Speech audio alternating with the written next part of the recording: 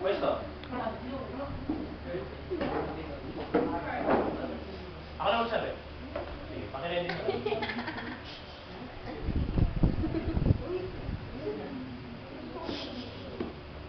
Birthday.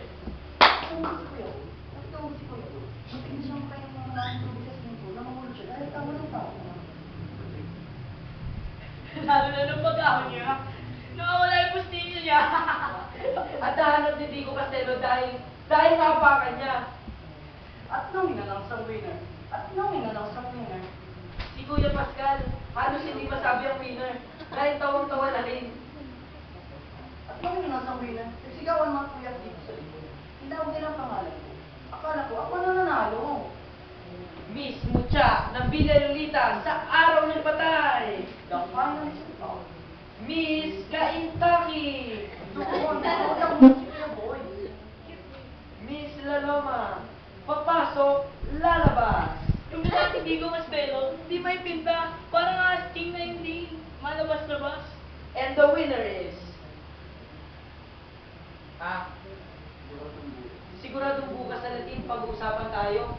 Sana maulit-ulit para may speech ang winning queen. Hoy, hoy! Dapat na nanalo dun eh. I bet. Hoy, hoy! Hoy, hoy! Kailan natalo si Araneta? Sabihin mo nga sa akin. Eh, nakita ko bang ginawa ko sa diary na dapat sana isang mahabang gown dahil gown competition yun. Nakita bang ginawa niya ang ha?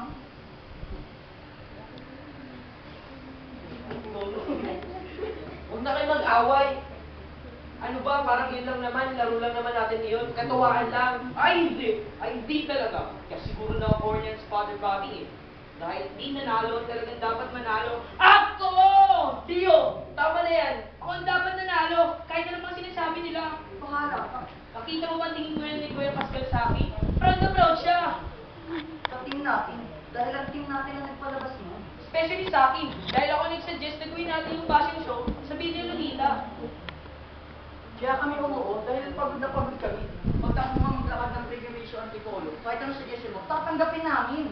At ako ang nag-isip yun, habang naglalakad tayo, wala pa sa seminaryo. In fact, sinabi ko kay Kuya Pascal na yun ang gagawin natin. Noong nasa Taytay pa lamang tayo, natawa lang siya. But when all our brothers hear it, hindi ba? Tao na tao mga Big Brothers. Nakita mo sana ang mga ni Dico Maria at Kuya Arvin, dilat na dilat, hindi makapaniwala.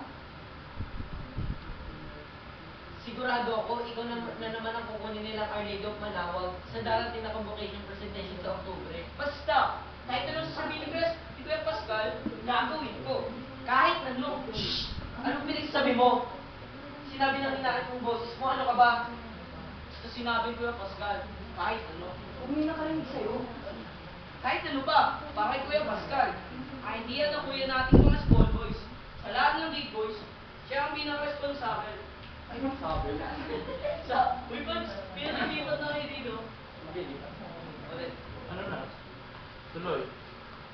Kahit ano, para kay Kuya Pascal, ideal kuya natin mga small boys. Sa lahat ng big boys, siya ang pinaka-responsible. Siya ang pinaka-thoughtful. Sa kanya natin natututunan ng lahat. Si Kuya Pascal ang pinaka-mabait na leader.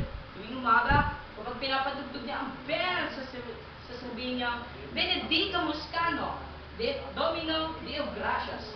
Kay sarap manggitin. Mga katagang Deo Gracias sa umaga. Lord! Lord, we praise! Para sa isang mabait, responsable, at makisig na kuya. Tumigil ka. Anong ginagawa mo rito? Ako? Akala ko itinawag mo ako. Hindi. Andy, Alphonse, napakasarap na pakiramdam ko ngayon. Kung alam niyo na, napakaligaya ko. Andy, Alphonse, isasabihin ako sa inyo sekreto. Ayokong marinig. Di bale, sasabihin ko pa rin. Andy, my friend, sasabihin ko pa rin. Kahit takpan mo pa ang tenga mo, sasabihin ko pa rin. Dahil hindi ko naman mapipigilan ang sarili ko. Pagkatapos ng pilgrimage kanina, ay hindi ko naman mapipigilan para sa sarili ko. 3 weeks ago, bago magsimula ang bagong semester, maaga akong pumasok para ayusin ang aking programa. Nakita ko si Kuya Pascal. For the first time, umiti siya sa akin. At initahan ko rin siya.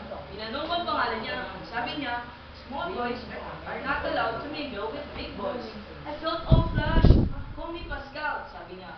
Pia Pascal, fifth year sa minor. I felt all flushed. Pero iba si Kuya Pascal. Naging magkalapit kami.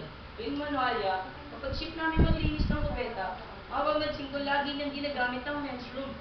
Tapos ngiti siya. Hinitian niya naman ako. Habang hawak-hawak niya ang iskoba, kung kaya tuwing umaga, rinig ko matamis ng tinig ng Benedictus Domino! Parang nananaginip pa rin ako sa sagot ako. Nakangiti sa tonong matamis. Pero gracias, tuwing Benedictus lamang kami nakapag-usap. Kahit iyon at iyon lang ang sinasabi niya, tuwing umaga, parang iba-iba ang tono ng kanyang pananalita. Minsan, tatangko. At pasagot ko ng Dio Gracias, ay para ako naman hinihingi ng tawad. Ang naman nagawa ko sa kanya. Kung minsan naman, ay bibigyasin niya ito na parang nanunuyo. At siya naman ang sasagutin ko ng matamis na oo. Sa breakfast table, magtatagpuan kami sa amin, the study period, ay magpapalingon sa atin ang shoot the tempo sa gitna ng atin upang makasulyap ako at makasulyap lamang sa atin. Alam mo ba kung ano sinasabi niya? Basta ang mga nagbabago sa moment, Na maaaring sumira sa kanya. Auntie, Dio, tama na. Di ba? Hanggang mat lang. Sige. Hanggang dun muna tayo. Palakpakan natin sila.